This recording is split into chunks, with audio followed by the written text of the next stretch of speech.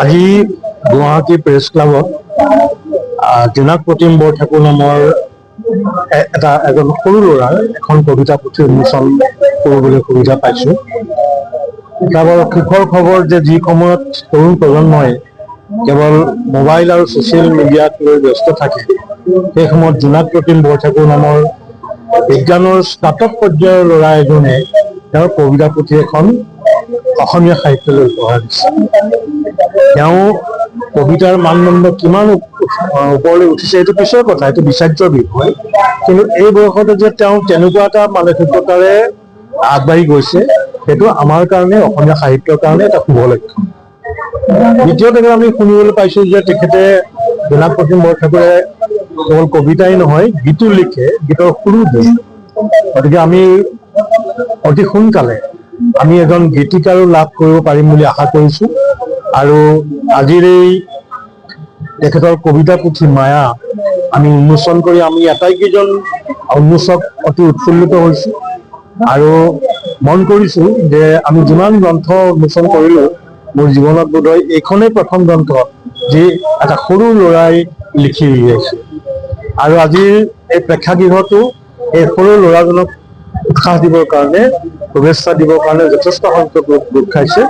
ইও এটা আমাৰ সাহিত্যৰ কাৰণে শুভ লক্ষণ। অনাগত দিনত জোনাক প্ৰতিম বৰঠাকুৰ এজন ভাল কবি হিচাপে, ভাল গীতিকাৰ হিচাপে উজ্জ্বলি উঠক, তাকে কামনা কৰিছোঁ। আজিৰ এই গ্ৰন্থ উন্মোচনী সভাৰ মঞ্চত উপবিষ্ট মোৰ ভাতৃসমক দিনটো বিদ্যাৰ্থ, গুৱাহাটী বিশ্ববিদ্যালয়ৰ সহযোগী অধ্যাপক কিশোৰ ভট্টাচাৰ্য ডাঙৰীয়া, অসমৰ এগৰাকী জ্যেষ্ঠ সাংবাদিক ৰাজ ডাঙৰীয়া, নবোদয় বিদ্যালয়ৰ অধ্যক্ষ মহোদয়া, আৰু আজিৰ এই উন্মোচনী অনুষ্ঠানত উপস্থিত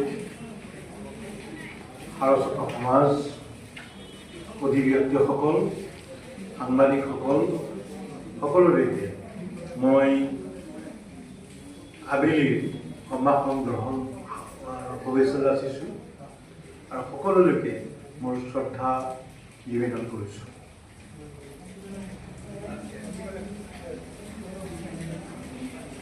গাটো খুব বেয়া, তথাপিও এই সভাখনলৈ আহিছোঁ এটা কাৰণতে যে মই জীৱনত প্ৰথমবাৰৰ বাবে এটা সৰু ল'ৰাৰ বয়সত, আটাইতকৈ কম বয়সীয়া এটা ল'ৰাৰ এখন কিতাপ উন্মোচন কৰিছোঁ।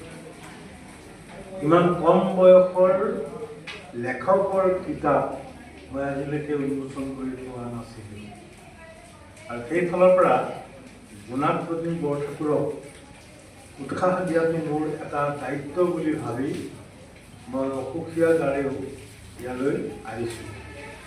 আৰু প্ৰথমতে মই জোনাক প্ৰতিম বৰঠাকুৰক তেখেতৰ এই গ্ৰন্থৰ বাবে মই অভিনন্দন জনাইছোঁ, শুভেচ্ছা জ্ঞাপন কৰিছোঁ, যাতে অনাগত দিনত আগলৈ জোনাক প্ৰতিম বৰঠাকুৰে অসমীয়া সাহিত্যলৈ তাৰ অনবদ্য বৰঙণি আগবঢ়াই থাকিব। আজি মাতৃ দিৱস। জোনাক প্ৰতিম বৰঠাকুৰৰ তেওঁৰ মাতৃলৈ, লগতে দেউতাকলৈ এইটো এটা ভাল উপহাৰ, মই তেনেকৈ ভাবিছোঁ। মাতৃ দিৱসত এনেকৈ উপহাৰ দিছে পুত্ৰই, ইয়াতকৈ বোধহয় গৌৰৱৰ কথা এগৰাকী মাতৃৰ কাৰণে, এগৰাকী পিতৃৰ কাৰণে বেলেগ হ'ব নোৱাৰে।